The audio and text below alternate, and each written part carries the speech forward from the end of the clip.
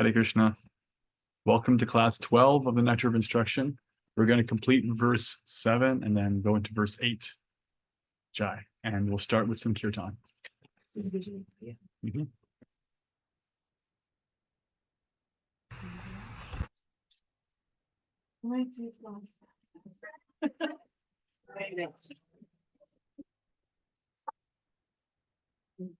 Camera, yeah. Okay, so come into your comfortable seat. Shift around. Deep breath.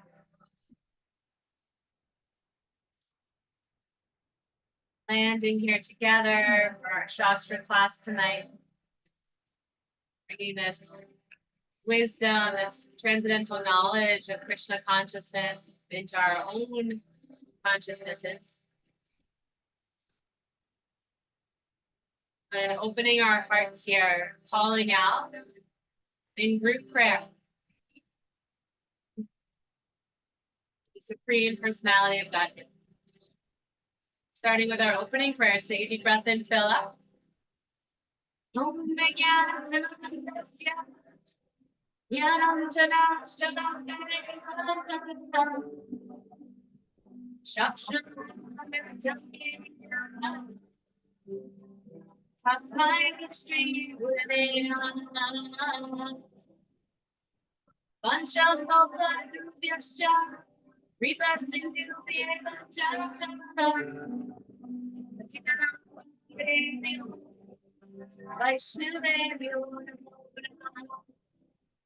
Jaya Shri Krishna Chaitanya Prabhu Nityananda Shri Advaita Shri Vasudeva Bhakta Hare Krishna Krishna Krishna Hare Hare Hare Rama Rama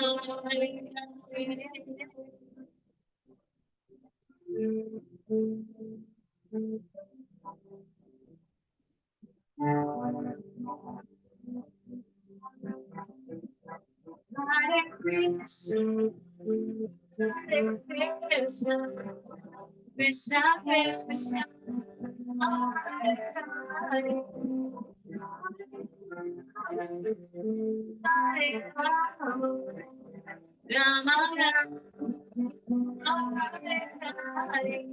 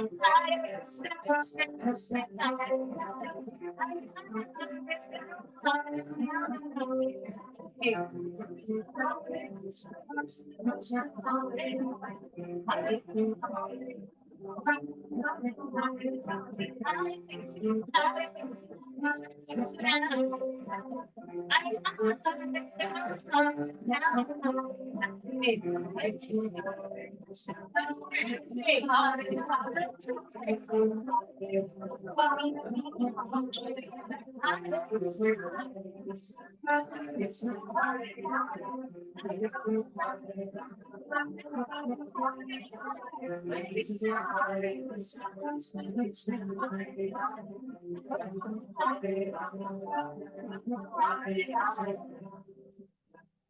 Shri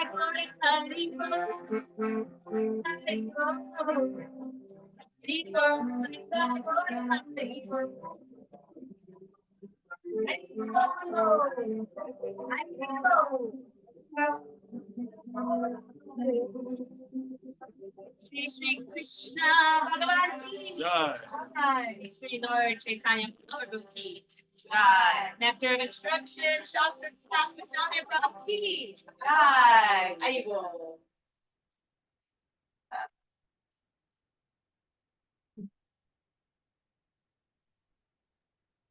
Om Jnana-timirantasya Jnananjana-shalakaya Chakshurunmilitam Yena Tasmai Shri Gurave Namaha Panchakalpatarupyascha Kripasantupya Eva Cha Patitanam Pavanebhyo Vaishnavibhyo Namo Namaha Jaya Shri Krishna Chaitanya Prabhu Nityananda Shri Advaita Gadadhara Shri Vasari Gaura Bhakti Vrinda Hare Krishna, Krishna Krishna, Hare Hare, Hare Rama, Rama Rama, Hare Hare.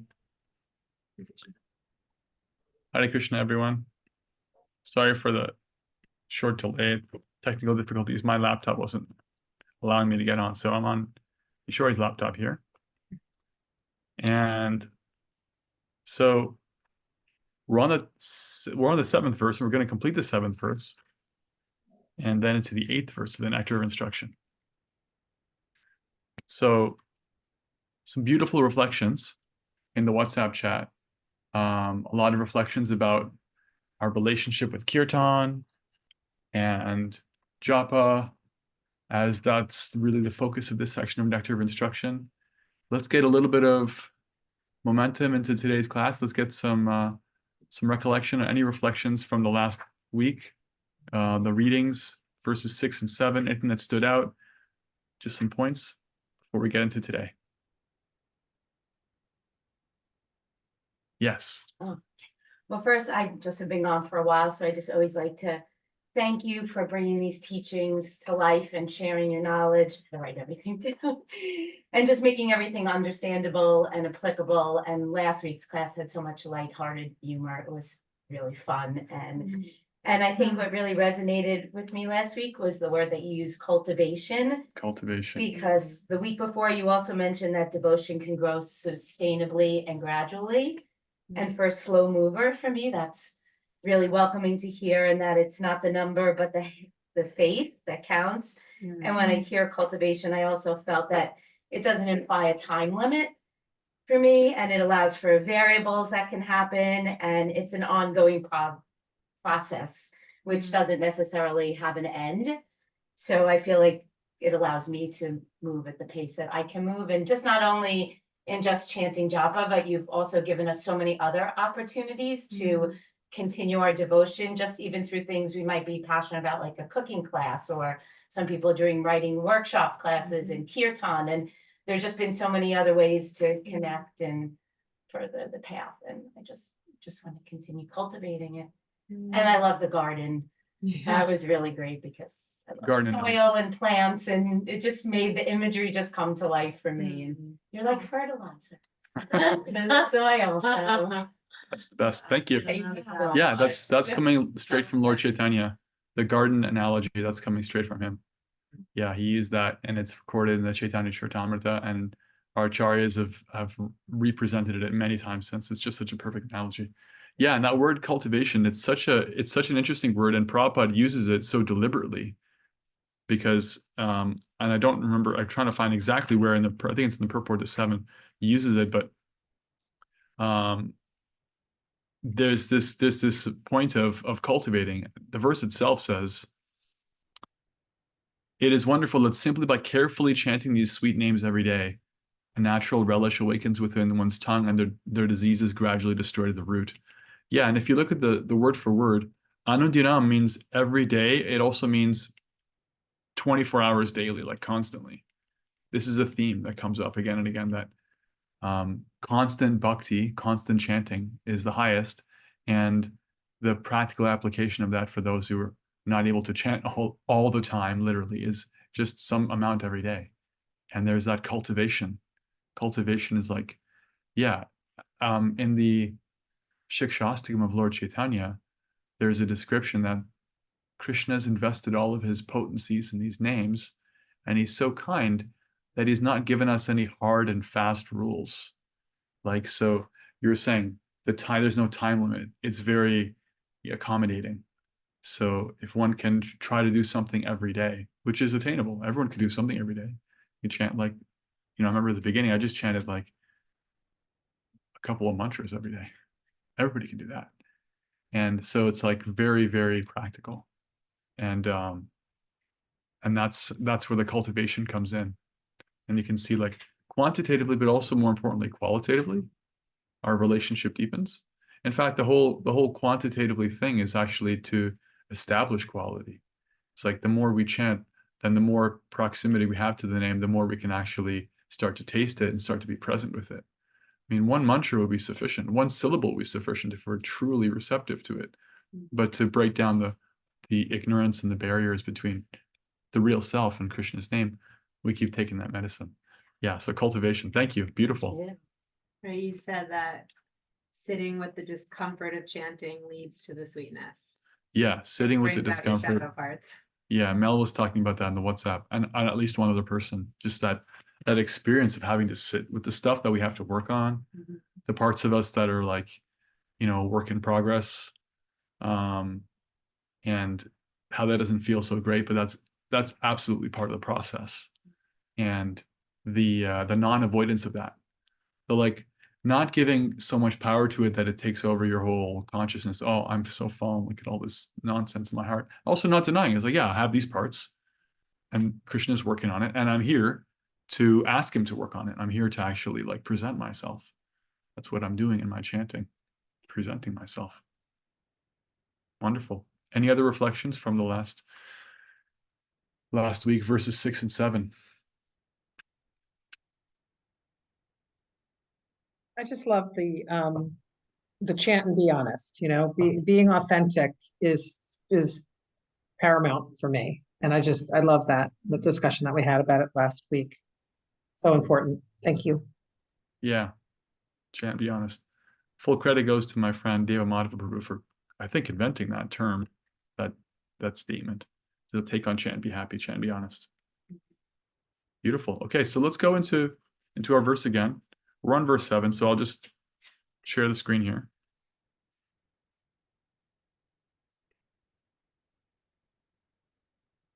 You can all see that okay?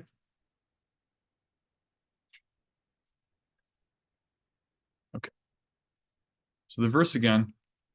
Syat Krishna Nama Charitari Chitapya Vidya Pitto Pataptera Sanasya Narochikanu Kintvadarat Anudilang Kalusaiva Jushta Svad Vikramad Bhavati Tadgata Mula Hantri. The holy name, character, pastimes, and activities of Krishna are all transcendently sweet, like sugar candy. Although the tongue of one afflicted by the jaundice of avidya, ignorance, cannot taste anything sweet, it is wonderful that simply by carefully chanting these sweet names every day, a natural relish awakens within his tongue and his disease is gradually destroyed at the root. So one point here is this word carefully chanting. The word in Sanskrit is adara, carefully. So Prabhupada and Rupa Goswami are highlighting the point of quality, trying to chant with quality.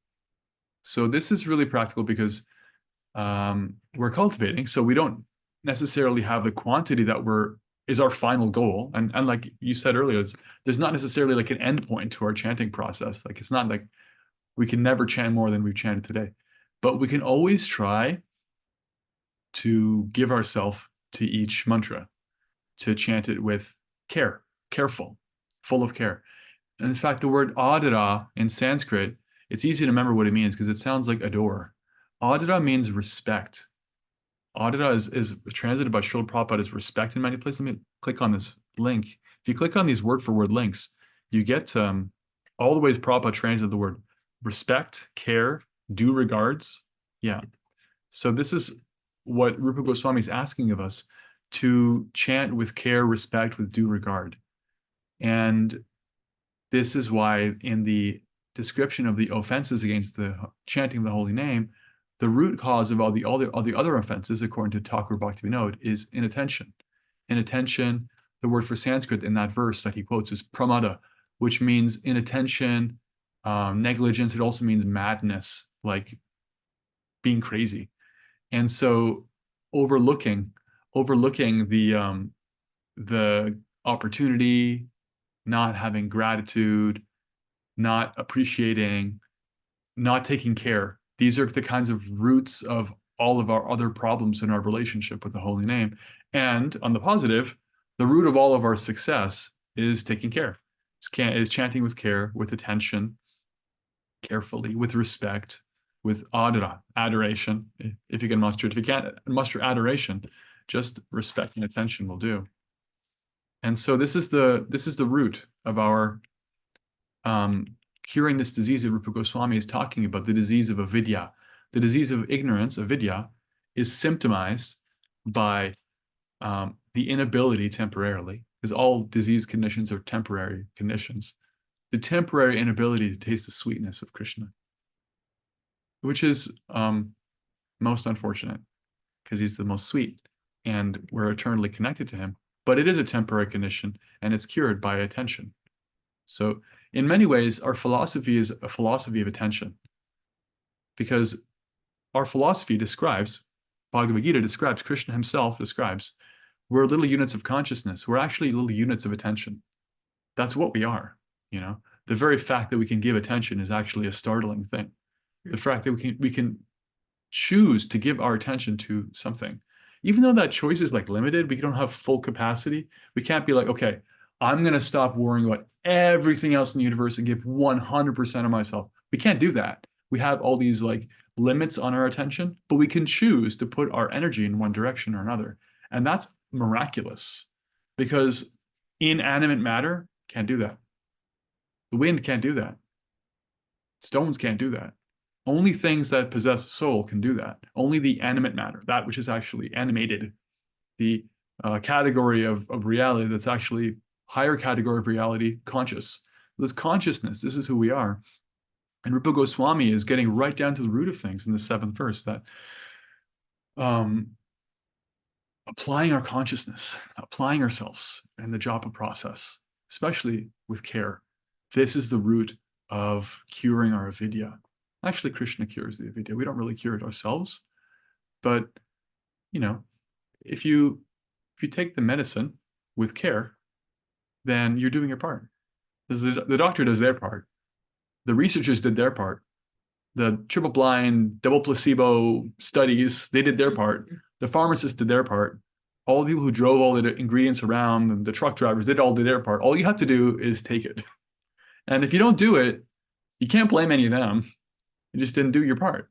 You got to, like, you know, it says take it for 3 weeks every day after your meal. You got to do that. So that's our part is okay, I can't purify my heart. I can't climb a ladder to Godhead under my own power. I need Krishna's help. That's all on his side. But what I can do is apply myself in this moment to the mantra, right? So this is really practical, because we're going to have this experience every day. What experience? The experience of deciding what to do with our attention. And I think most people on this class, or everybody, has like a daily practice, you know, especially with japa. And so this is something we can all apply every day when we're sitting with our japa. Is like, do I mail it in? Do I just do the easy thing? Am I inattentive? Am I trying to multitask? Or am I trying to apply myself? And what that looks like depends on everybody, because it depends on what our standard has been. It's like, can I try to do a little bit more?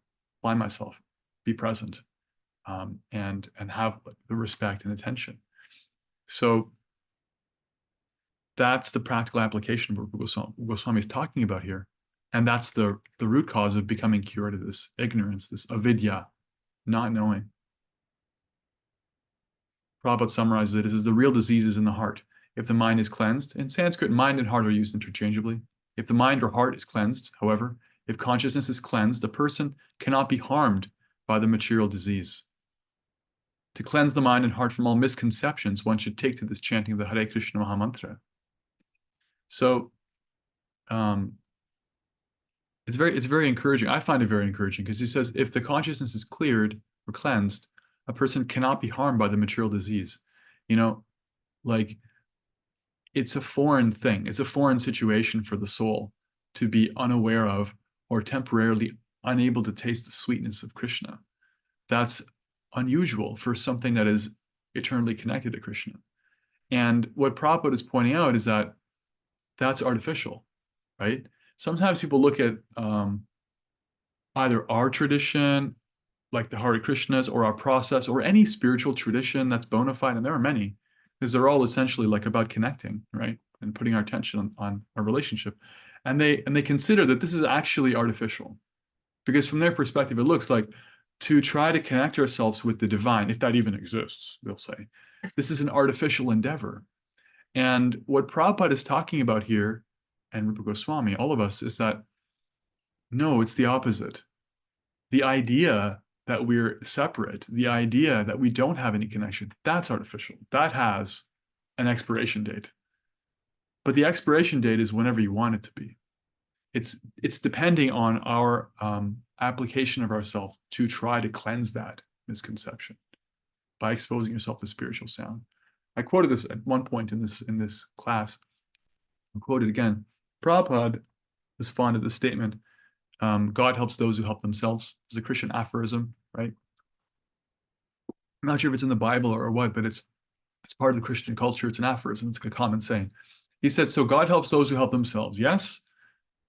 And his audience replied, yes. He said, okay, what is helping yourself? Helping yourself means putting yourself in front of transcendental sound. He answers his own question. Helping yourself means putting yourself in front of transcendental sound. In other words, God helps those who put themselves in front of transcendental sound. That's our bit. Get in there, get in front of the transcendental sound vibration. And when you're in front of it, pay attention to it. That's what we can do. Nobody else can do that for you. You know, no one else can do that for you. We can, as Hare Krishnas, broadcast the Mahamantra, and that's very good when someone hears it even without attention. And if they may chant it back, that's very good. But ultimately, spiritual life has to be intentional. It has to be intentional. It's not like Prabhupada put it this way. It's amazing how many things Prabhupada covered with his little sayings. Really, it is. He said, it's like sitting around and expecting to get an honorary degree. It can happen. You can get an honorary degree. Ever seen that? Somebody's like, they're famous or something, and like they do something for society, and the dean of whatever university is like, you know what? We're going to give you an honorary degree in whatever, and it could be anything, and you just show up here, and we'll give you the degree. It happens. But if your plan of attack is like, yeah, I'm going to get an honorary degree, that's my whole thing. I'm going to get the honor. Well, yeah, sure, you could win the lottery. It could like lightning bolt can come out of the sky, but that's not the way to go. The way to go is to go to school and get yourself a degree, because then you know you're going to get it and it's on your own terms, right? So similarly, we have to apply ourselves. We have to be intentional in our chanting. It's not like we can trip over or accidentally go back to Godhead. Can it happen? Of course it can happen, because it's under Krishna's control. He can accidentally bring anybody back to Godhead. But our part is to try to be intentional. So we don't want to just be in the same category as all the people in the world who maybe hear the Mahamantra and they're like, what's that weird thing? And they get some spiritual benefit without even realizing. We want to be intentionally taking it with attention. And that puts us in a different category, right? It's the difference between somebody who is accidentally, coincidentally, marginally, sort of on the outside looking in of something versus someone who's like, I want this. I actually want this. I want to do what it takes to be great at this, right? There are very few phenoms in the world who don't apply themselves in their field. You know, there are very few people who are excellent in a craft, a sport, a kind of occupation without applying themselves. And honestly, according to our philosophy, there is zero, because even if you are great at something, it's because you were great at it previously. You know, Mozart was literally composing, 30-piece orchestral compositions before the age of 6 or 7. It's practically staggering what he did. He did it because he had the qualification to do it from some previous activity. It's karma. Karma means the work you do, and it also means the result from the work you do. That's why he was Mozart. It didn't just happen by accident. Jimi Hendrix was Jimi Hendrix. It didn't just happen by accident. He earned that. It wasn't an accident. So rather than waiting for, this is not a passive philosophy. It's a very empowering philosophy because we can put our attention on anything. We can be Mozart. If not in this life, the next life. You can be Mozart. I promise you. Not a problem. You be Jimi Hendrix. You can also be a devotee. You can be both if you want. George Harrison was a great devotee and a great musician. No problem. But the devotee part doesn't depend on material things. You can't be Jimi Hendrix unless you really work at it and you get the I don't know, brain and fingers to make it happen. It's not going to happen otherwise. Forget it. This is dependence. It's a material thing. The spiritual thing only depends on your attention and your sincerity. That's all it depends on. That's not actually material. Everyone has that. And Krishna will meet you in that. So that's the 7th verse. Curing the disease of illusion, ignorance. On to verse 8. I'll share the screen here.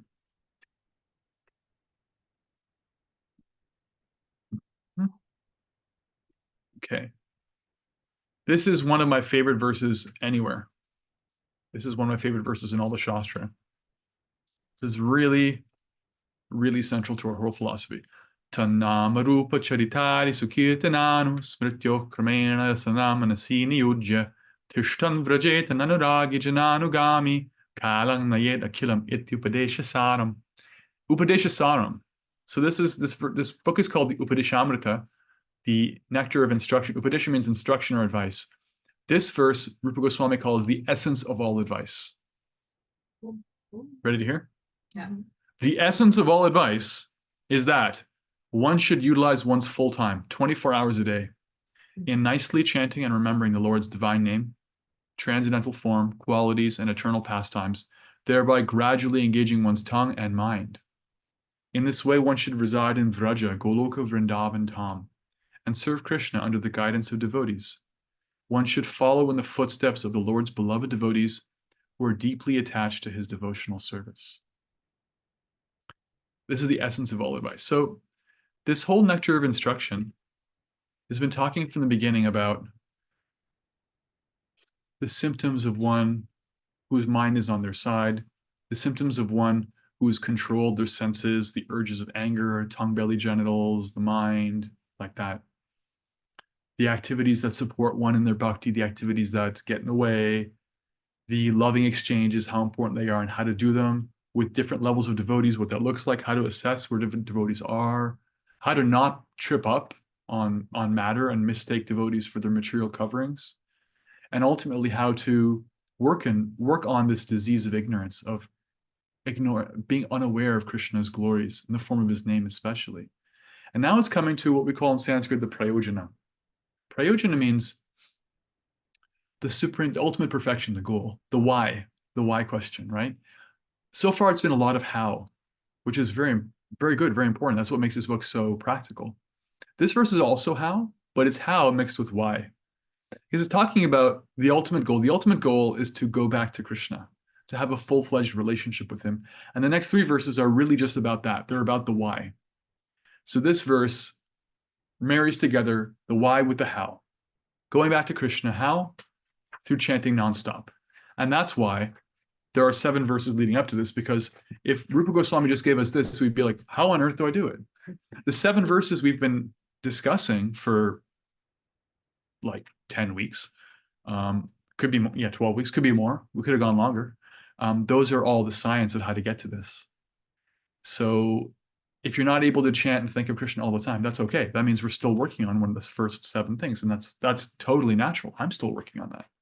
But we have to know this. We have to know what we're going towards. So we know, A, what we're capable of, and B, why we're doing what we're doing, right?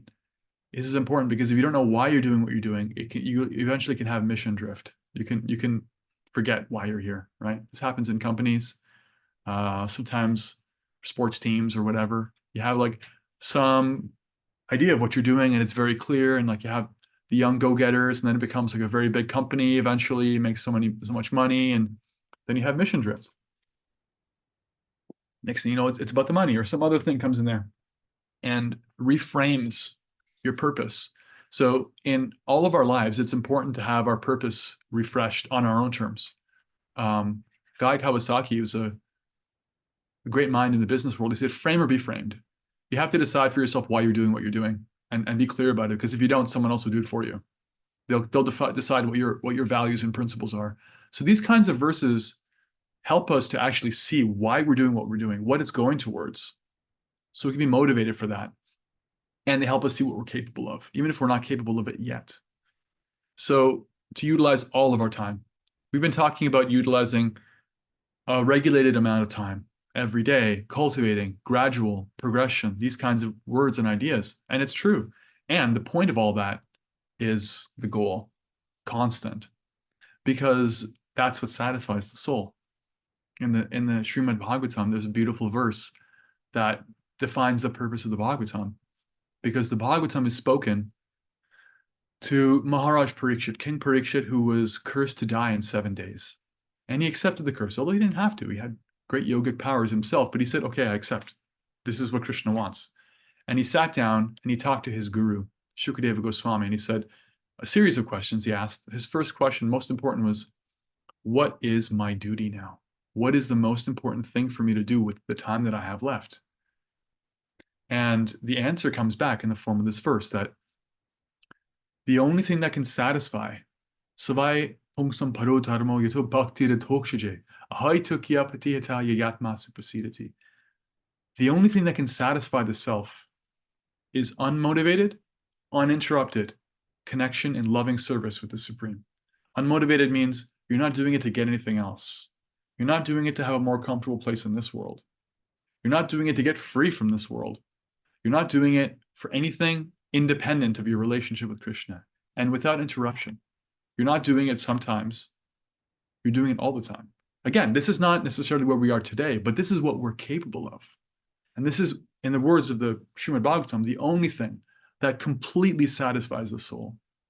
Because if Krishna is all sweet and all satisfying, why would we ever stop connecting with him? If we're actually part of him. I have a question. Yeah, Sorry to interrupt. sure, Can you hear me? I can. I was just wondering, is there like a caveat, like for modern times, like there is in some other places, maybe where, okay, to be living, in 21st century, it's to chant and to, 24 hours a day, we have to be kind of working, and or is the end goal to just be, be doing it 24/7? The caveat is there that in this age, it's in the first canto, first chapter of the Srimad Bhagavatam, if I can remember it. In this iron age of Kali, people have short lives. They're lazy, quarrelsome, always disturbed, and some other things like that. And there are descriptions of that kind of thing all over the place. In fact, the whole 12th canto is looking forward from the Bhagavatam being written 5,000 years ago to our age, very specific descriptions of it, all of which are accurate. And so the caveats are there in terms of our capacity and how distracted we are, and the kinds of propaganda about how we should spend our time, i.e. not spiritually. But this verse is actually coming to the point of what we're capable of. So when you're talking about modern life and like working in the world, that has an end. Whether you want it to end or I want it to end or I don't, it has an end. The job has an end. Either we leave the job or the job leaves us, or we leave our body. Like one way or another, that has an end. Even in the realm of the materially kind of like absorbed persons of the world, most people consider retirement a healthy part of a job cycle. That may be something they're trying to take away from us to some extent. That doesn't mean it's a good idea to take that away. It's like you should have the right to decide what you do with the last part of your life. So to clarify what you were bringing this verse up, also for the end of life. Yes, For when Parikshit. you're leaving it, so not just Yeah, every day of your life as we are grahastas who are working and raising kids and all of that, but Yeah. when you are nearing the end of life, or which I guess we don't really never know when that is, but to dedicate time then. If you're lucky, you haven't. You have a sense. Yeah, but that's why you have to cultivate, because Cultivated how now. can you be excellent at something if you haven't put any energy into it your whole life? That's what our cultivation is about now, developing that relationship. But That makes a lot of sense. Yeah. Later Parikshit in was life. going to die. Mm. He knew he was going to die. In fact, Prabhupada joked about this. He said, because Parikshit was cursed to die in 7 days, and he accepted the curse, which means it's going to happen. It was a perfect curse. The son of a Brahmin, Shringi, he cursed him. This is going to happen. So Prabhupada says, okay, Parikshit knew he was going to die in 7 days. Do you know when you're going to die? And Prabhupada answers his own question. Yeah, 7 days. Monday, Tuesday, Wednesday, Thursday, Friday, Saturday, Sunday. One of those days. Right? It's the same thing. It's like no one knows when they're going to die. In many ways, Parikshit was fortunate that he could actually pin it down. It's like, okay, Yeah. I'm actually out. Set up the next ruler of the kingdom. Bye-bye to my wife. Bye to this, bye to that. Bye-bye treasury. Bye-bye fancy, opulent throne room. You know, I'm done with the Xbox, all that. Gonna go to the banks of the Ganges. Gonna die. Gonna make my peace with it. Going back to Godhead, I hope.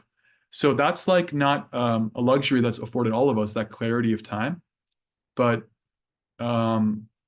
we do have to leave. That's clear. And it's important to be sober about that. And no amount of getting things done in this planet on its own, if it's not service, qualifies us for leaving in consciousness of Krishna. Our bhakti cultivation does that. So that's the sober reality. And as I was kind of trying to preface this verse isn't about cultivation anymore. This verse is about prayojana, about the goal. And if you, like myself, are not there right now, you're not Parikshit on the bank of the Ganges fasting to death, then take it as the indication of what we're capable of. We're capable of thinking of Krishna all the time. We are capable of exercising our attention in him all the time. It's not an artificial thing, although it may feel like it with our current qualification, right? And Thank you. yeah. I mean, I would also like my job to end now. So maybe I can work. Fair enough. Maybe I can work it out. Maybe we can work it out. I wish you the best. It would be wonderful if we could all make ends meet and be able to spend more time hearing and chanting. That would be wonderful. That's also a process. Divesting yourself. We're investing in Krishna. We're divesting ourselves of the material world. That's a process. Both are processes. So, continuing this verse, Prabhupada begins the purport. He says, since the mind may be one's enemy or one's friend, that's straight out of Bhagavad Gita, chapter 6, one has to train the mind to become their friend. The Krishna consciousness movement is especially meant for training the mind to be always engaged in Krishna's business. So the life of the devotee is progressive because we're trained how to engage ourselves in Krishna's business. Not only we're directly acting in terms of things like hearing and chanting about Krishna, which is transparently Krishna's business, but even when we're at our jobs, there's the art and science of connecting what we're doing at our job to our spiritual life and making it Krishna's business. That, okay, I'm at this job.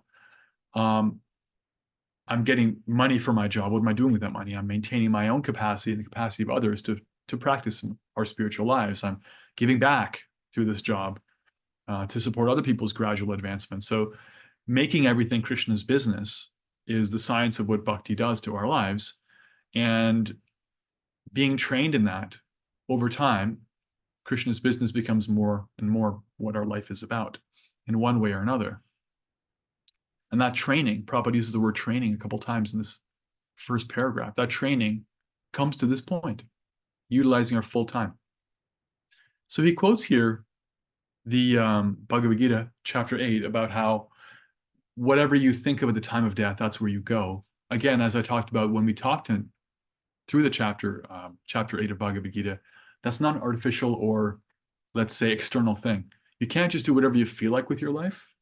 And then if you happen to be lucky enough to know you're going to die in the next few seconds, just be like, cool, thinking of Krishna, I'm good. It doesn't work that way because it's not like a shallow thing. You just think on surface level. You can think of anything on surface level if you want to. But what you do in your heart, below the surface level of where you put your attention, that's where your priorities are, right? Like, what do you dream about at night? What is in your subconscious? What kind of desires are you holding on to? This is not the kind of thing that Those kinds of things are not the kinds of things we can actually like manipulate like this artificially, externally. They're the product of cultivation. So what we think of at the time of death is the product of what we've been doing with ourselves in the time of life. And as I said in that section of Bhagavad Gita, I'll say again, we're trying to connect to Krishna, and we're also developing a relationship with him so he connects with us, at the time of death. And before that actual death happens, this capacity for constant engagement is possible. The whole 7 verses up to this are, in many ways, removing the obstacles, the misgivings, the illusion, the misunderstandings, the distractions that get in the way of us actually recognizing that Krishna is all attractive. That's one of the meanings of his name, is he's all attractive. And when one is convinced of that, then there's no reason not to be with him always, even if you're in the world, right? There's no reason not to, because he's completely satisfying. So this verse is talking about that experience of becoming convinced. So in the second last paragraph, Prabhupada talks about this process. It says, in the neophyte stage, one should always engage in hearing Krishna Katha. Krishna Katha means hearing about Krishna. It means hearing the philosophy, hearing his pastimes, hearing also his names. This is called Shravana Dasha, the stage of hearing. So this hearing becomes increased. You hear sometimes, and you should hear more. And then he puts it constantly chanting the transcendental holy name of Krishna and hearing of his transcendental form, qualities, and pastimes. One can attain to the stage of acceptance called Varana Dasha. When one attains this stage, they become attached to the hearing of Krishna Katha. So when one's hearing becomes intensified qualitatively and quantitatively, then it's called acceptance, and one becomes attached to hearing, right? One becomes attached to it. Means they like it. They miss it if it's not there, right? And if you're starting to feel even the slightest beginnings of this, be grateful. If you like, let's say a Tuesday comes and you're like, oh, there's no way I can go to class. There's this thing I can't move. This sucks. I really wanted to hear about Nectar Instruction or Bhagavad Gita. And you're like, dang, I like that. I missed it. That's the beginning of this, becoming attached to hearing. These are symptoms. And he puts it this way. When one is able to chant in ecstasy, they attain the stage of smaranavastha, the stage of remembering. Recollection, absorption, meditation, constant remembrance, and trance are the 5 items of progressive Krishna Smarana. Krishna Smarana just means remembrance of Krishna. At first, remembrance of Krishna may be interrupted at intervals, but later remembrance becomes uninterrupted. When remembrance is uninterrupted, it becomes concentrated and is called meditation. When meditation expands and becomes constant, it is called anusmriti. By uninterrupted and unceasing anusmriti, one enters the stage of samadhi, or spiritual trance. After samadhi is fully developed, the soul comes to understand their original constitutional position. At that time, they can perfectly and clearly understand their eternal relationship with Krishna. This is the perfection of life. So again, even in this verse about the perfection of life, Prabhupada is giving us stages towards perfection. So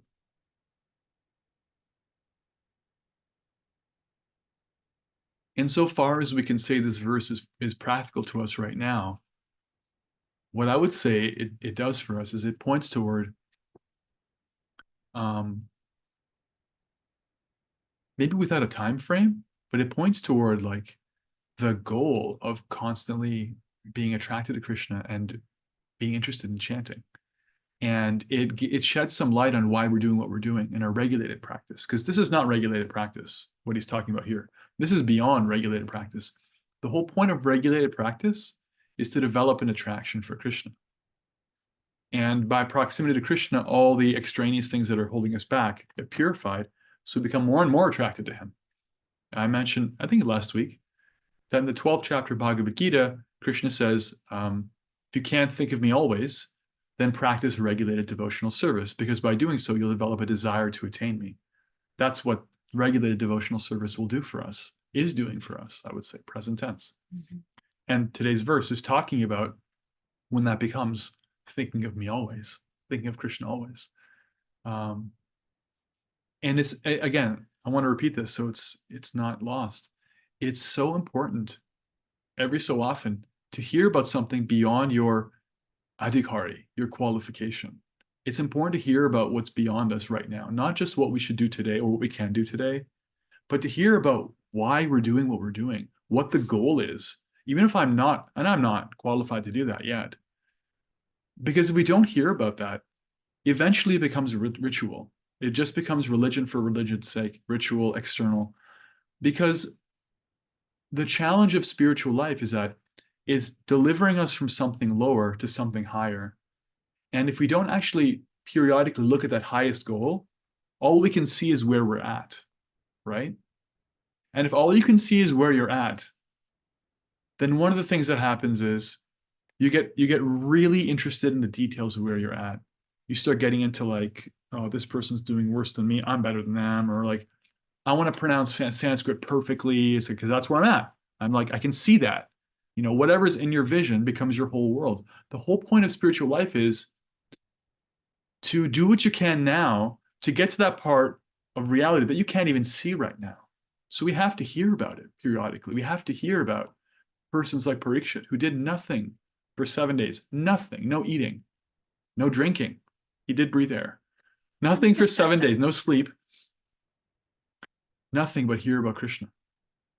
And we have to hear about that.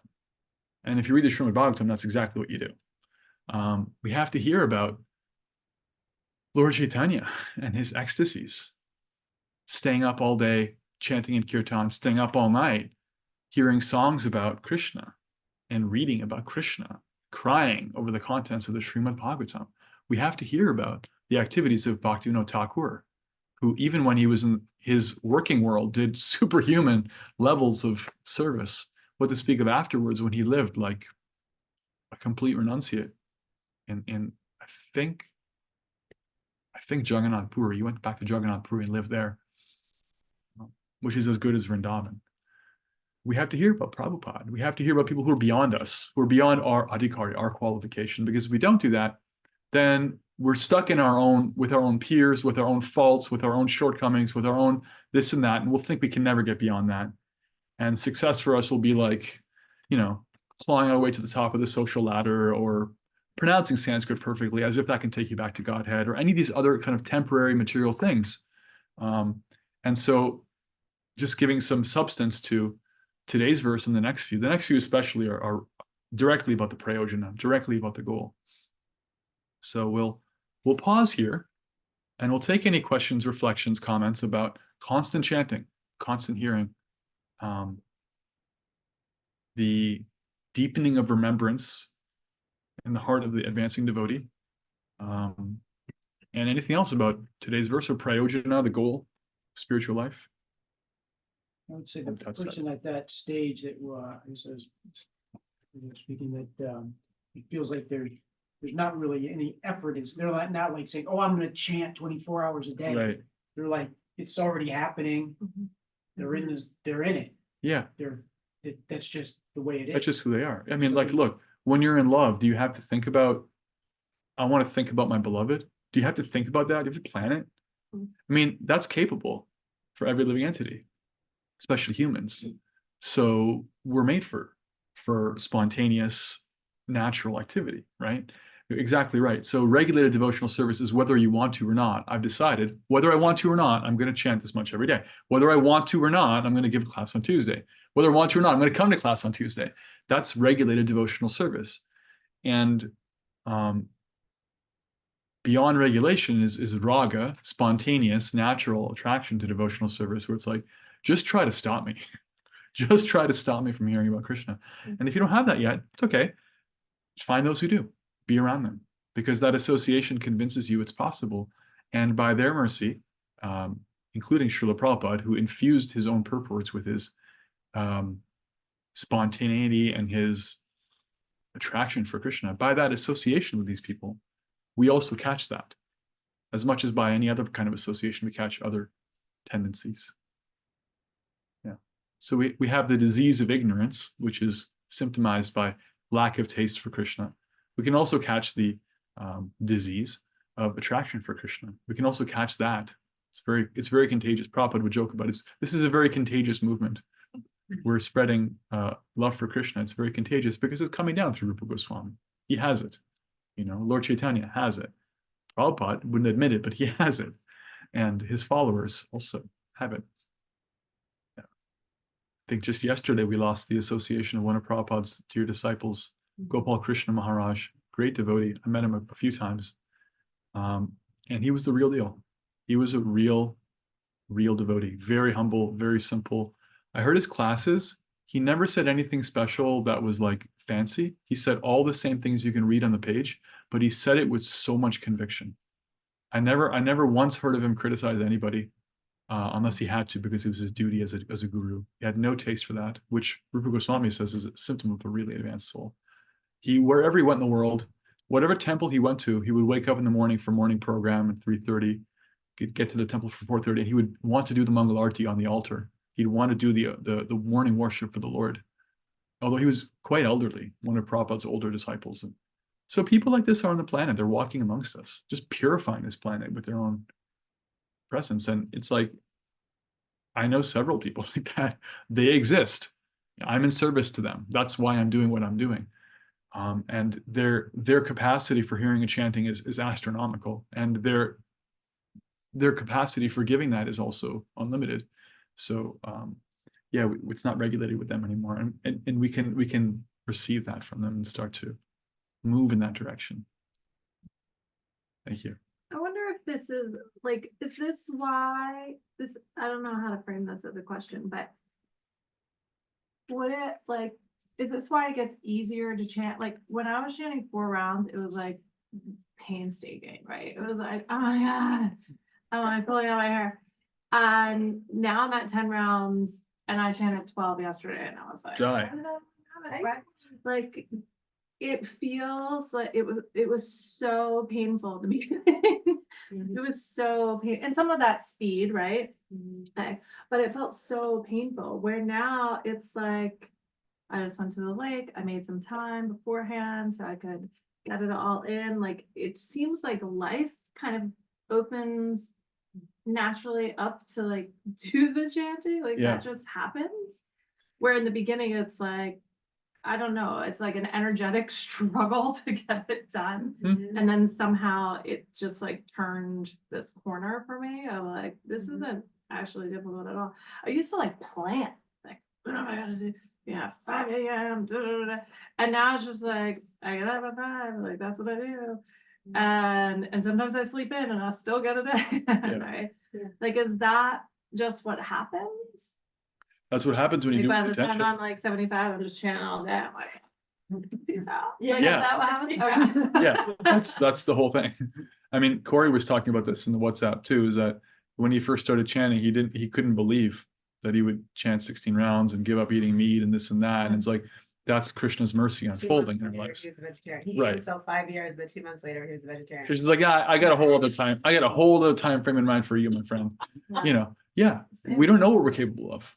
Yeah. We actually grossly misunderstand and underestimate our own capacity. And in the beginning, we're dealing with just rank levels of ignorance. We don't have attraction to Krishna's name. We find it very bitter. The mind is very distracted. That's why it takes so long. That's why it feels like it's so hard, because the mind is not our friend. It's like Chasing the squirrel. Yeah. Together. dealing with one's own, you can see this when you deal with someone else's crazy mind. If you have children, or you deal with people with mental illness, or somebody who's having a breakdown in front of you, just talking some reason into them is very difficult to do, even if you're the sane one in the room. So what happens when your own mind is the crazy person in the room? It's that's what happens. It feels like a struggle. That's our disease that we've inherited from the product of so much inattention on Krishna.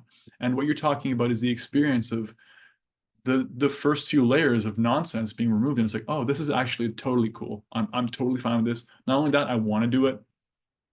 Not only that, but the world seems to conspire in such a way that I can do it. What's the deal with that? Turns out that the same Krishna I'm chanting is also the same Krishna who's in charge of the world. So that's convenient. I'm pretty sure if I was chanting Joe Biden's name, like he couldn't make it work like this for me. You know, he's in control. He makes it happen. So yeah, that's the process.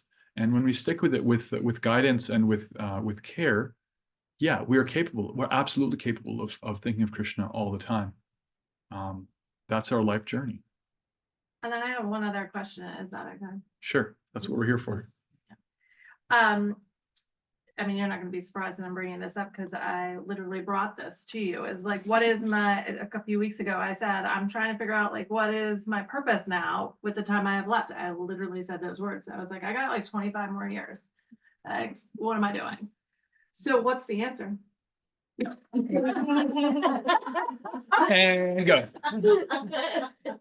I'm serious. Yeah. Is the answer just chanting? Like, you know, Yes and no. Okay. The answer is the symptom of perfection. It will be that you're attracted to chanting and you're thinking of Krishna all the time. And how to get to that includes a full lifestyle. So you get to complete attraction to Krishna and constant chanting by chanting, but you also get it through practical service in other ways, because we have other senses and other attachments. I personally, when I was given an initiation, I was told by my guru, I have the recording. He said it twice that morning. He said, I want you to make these books your life and soul. I see that you have a propensity for reading. And even then I was like quoting verses and like, you know, I was eager to like give class and stuff in whatever junior capacity I could. And he told me to do that. And he's echoed it since. Perfect. So you're going to tell me what to do. Well, to be fair, that happened when I was chanting 16 rounds and I was like practicing for a couple of years. Okay. But the point is that the process of bhakti is self-illuminating, and the things we need to do to stick with it and go back to Godhead that aren't literally just given to us by Rupa Goswami in a book written 450 years ago. Like, yeah, he wrote this book, just chant constantly. And here's how you can just chant constantly and deal with your like shortcomings. That's true. That's 100% true. And it's also true that guidance and our own personal process is part of our experience. So for me to get to that involved, so that was December of 2013. I started chanting 1 round a day in like July of 2010, 3.5 years, right? That was my process to come to that realization. And so, yeah, it takes time. Krishna's working on us. I didn't know growing up that I was meant for teaching. I didn't know that. It seems absurd now, but I didn't know it. And no one else seemed to know it because no one said anything to me. But chanting Hare Krishna made it abundantly clear that I'd find complete satisfaction in doing that, and that it would be easily dovetailed with Krishna's pleasure and Krishna's service. Now, what that looks like for everyone else is dependent on their psychophysiological makeup and Krishna's mercy in their life. But the process of realizing that is absolutely universal. So ask for it. It's good you're asking me. Keep asking. Also ask Krishna. And I just, you know, one-on-one, I experience you as a very sincere practitioner of bhakti. You're heading in the right direction, in the right way, the right rate. And I wouldn't worry. Those kinds of answers are becoming manifest more and more. I don't have an easy answer for you right now, although I have some ideas and we've talked about them and we'll continue to, but the long story short is that as we purify our heart and come to 16 rounds and that kind of thing, we start to become aware of our natures, and our guides and gurus and mentors are also aware and become more and more aware, and Krishna's indications become more and more clear.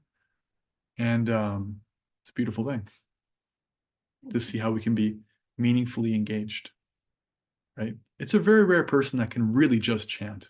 There are some people. There was one of Srila Bhaktisiddhanta's disciples. He was given the name of Kinchana Krishna Das Babaji. He became a Babaji, which meant he didn't really function in the world. He was just chanting. Because they tried to engage him in service and he would just literally just chant all day. And his godbrothers would complain about him, and Bhaktisiddhanta would say, you just try to imitate him. You can't even do it. This is a very rare person. He actually is qualified to just chant. So I know you're trying to get him to like hammer nails on the door or do this or do that, but he actually could just do this. just chanting thing. For everyone else, print books, build a temple, raise money, take care of your kids, do this, all the different variegated engagements, give a class, whatever. But we get to that realization of what our needs are by chanting primarily and doing the other core processes of bhakti and sangha that helps us see, oh, wait, I really want to do this for Krishna. I'm really good at it and he wants me to do it. So stay tuned. And that goes for all of you too, and me. And when you have a service, hold on to it because it's a lifeline, you know? Everyone has the service of chanting. Doesn't make it less important that everyone has it. So now it's not important for you. It's very important. It's crucial. And if you have a service that's your service, hold on to it. It may not manifest in exactly the same form over your whole life, but that kind of service, that lifeline to Krishna, that is going to take you back to Godhead.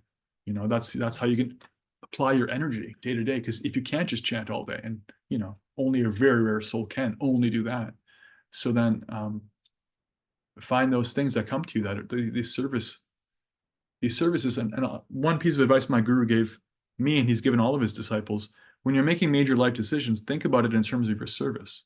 If you're moving, think about like, okay, if there's a house and it's like perfect house, but super far away from devotees, another house that's like pretty good, but it's really close to devotees, right? Or it's a service, make the decision that's going to support you in your service. If you're thinking about jobs, money, partners, location, these kinds of things, base it around your service because that's what gives massive dividends.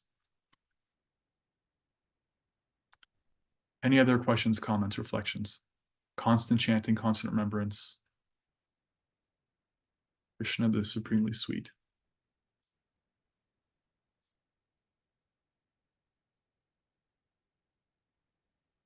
We're going to take one more comment. While someone else is working on the nerve to give another reflection or comment, I will say this week, please, as always, share any reflections from today's class. I'd like you to also in the WhatsApp chat, give a reflection from your life about, how would I put it? Either how you want, like your feelings around wanting to, hoping for, being afraid of, whatever it is, chanting constantly, chanting beyond your level, constant engagement in remembrance, or some way in which, through the mercy of devotees, you've already experienced going beyond your capacity, right? Like for me, I've gone to Govardhan Hill for the month of Kartik, and with really advanced devotees, we would read from the Srimad Bhagavatam for 5 hours a day. I can't read from the Srimad Bhagavatam for 5 hours a day without that kind of association. But I've done it like 8 times at Govardhan Hill because they do it out loud in a room and I'm with them. And that shows me what I'm capable of one day. If I follow the path they followed, these senior devotees, these amazing devotees. And I can tell you, I've never had more fun in my life. I've never enjoyed life more than those days. So that if I were to comment on WhatsApp, I would talk about that. Constant chanting, constant remembrance. In fact, I did that before even getting initiated, didn't I? I did. Yeah. So not even like 3 years into chanting Hare Krishna, it was possible with the right association. So talk about some way you've gone beyond your own capacity to chant more, hear more, remember more. Could be about this kirtan weekend we just had, this kirtan workshop. I mean, I came away from that with the Maha Mantra and other Sitaram, mantras stuck in my head. That wasn't stuck in my head the week before that, just because of the constant engagement, because we had the service of presenting kirtan to everybody. And it's like, yeah, Kishore is nodding your head like, yep. So you can reflect on that or reflect on how you want to get to what today's verse is talking about, constant chanting. And like I said, now we'll take at least one more reflection.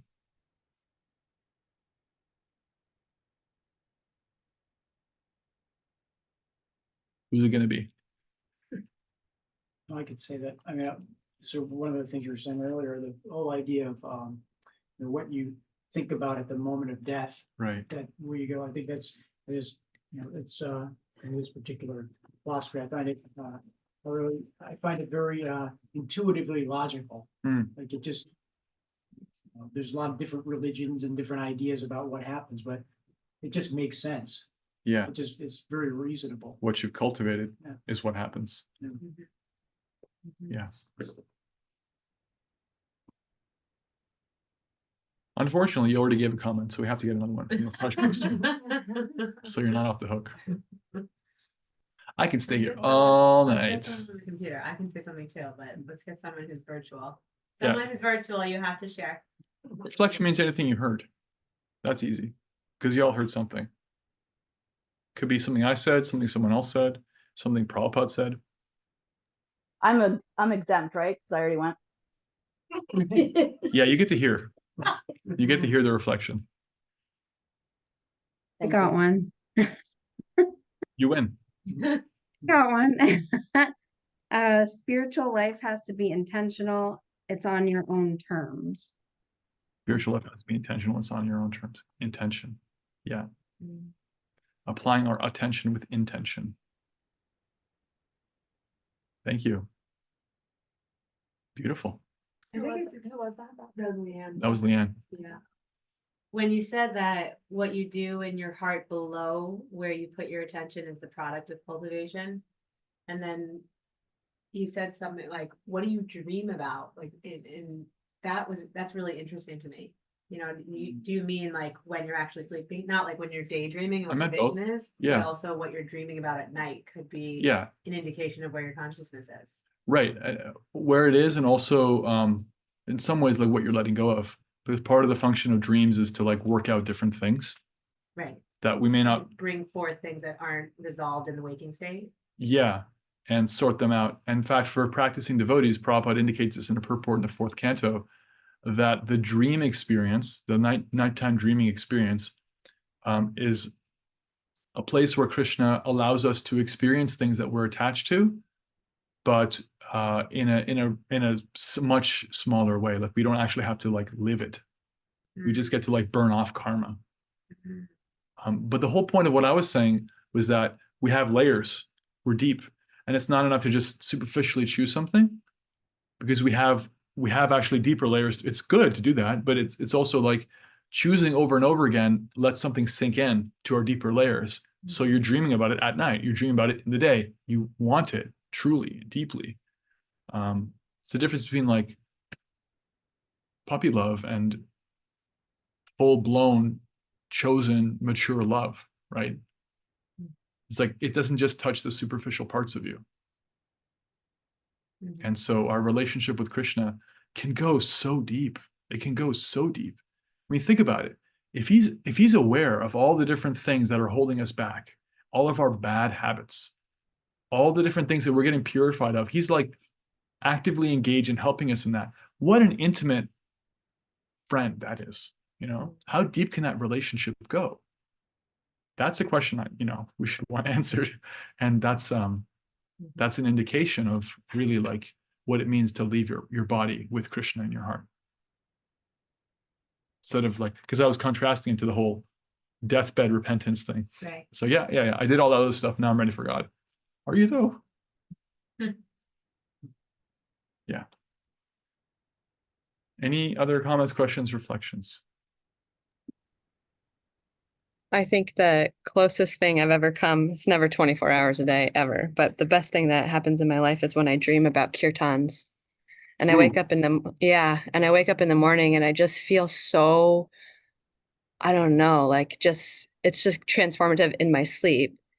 And it happens more and more nowadays than it ever used to. And like this morning I woke up dreaming about kirtan, and just it's so beautiful. And I just feel different when I wake up. Yeah. Because the chanting is happening in my sleep. Yeah, I think I may have told this story. I don't remember when, but in the early days of the movement, when the public chanting of Hare Krishna was becoming like really widespread, one of the places it was happening was in Southern California. And so the devotees in Los Angeles were going out every day, headed by the future Vishnu Jana Swami, great devotee. And they would literally chant for like 14 hours or something. Like these people had given their lives to the movement, and that's what Prabhupada asked of them. It's just like the first large scale chanting. And so they would leave in the morning, right? and they would just go out and they'd have shifts. Some people would stay out that long, like they're really hardcore, but there would always be like shifts coming in. They'd come with food for lunch, and like they'd have like these all day chanting parties. And this is how we became a social phenomenon, like in LA, like in Venice Beach and stuff. This is how people know us, because those devotees did what they did. And the story is told by one devotee who, I think that they were like traveling to LA, and they got there really late, and they got into the ashram, and it's like midnight or something, and everyone's asleep, and they're tiptoeing through the ashram, and it's like this floor covered with, this is maybe the men's ashram, so it's like young men sleeping there, and they're tiptoeing to the cot that's set up for them, and people were chanting in their sleep, right? They were actually chanting in their sleep, and they realized, oh wow, like this is what happens, So they had signed the dotted line. They'd given their life to Prabhupada. Prabhupada said, okay, you guys in LA, I want you to be like my hardcore public chanting Harinam team. And they did it. And they tasted that. And I guarantee those devotees will never forget that experience for the rest of their lives. And even if they can't reproduce it right now, but we know it's possible. We know it's possible to sleep and dream of Krishna like that. Whatever we do. Prabhupada gives the example himself. He said one time he was walking through a marketplace in India. Indian marketplaces are a real phenomenon. And he saw this gentleman, taking a nap in the middle of the day, because India gets pretty hot, and they were counting money in their sleep. They were talking about money. Their whole daily meditation was like dollars and cents. Ever seen a really adept business person where when they say, hey, you come look at my stuff, like even though you don't want it and need it, you're like, yeah, I really should look at that. They have practically yogic powers.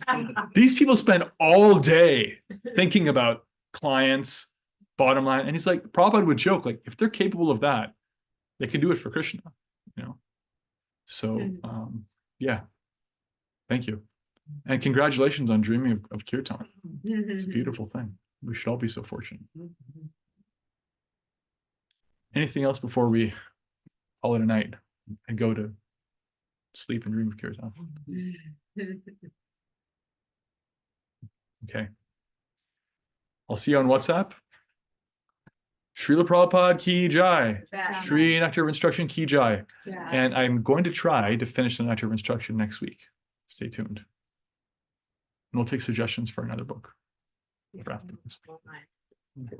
Hare Krishna, Krishna Krishna, Hare Hare, Hare Ram, Ram Ram, Hare Hare. Yeah, I'm thinking about what the next book is. There isn't like it's not the Nectar of Devotion, it's the next one. It's not like a next one. Maybe Ishopanishad is a good one for the next one. Yeah. We've also talked about the Light of the Bhagavad. Nectar of Devotion is a good one too, especially the first half. Stay tuned. Haribol. Very well, thank you, Shamya. We do take requests. Are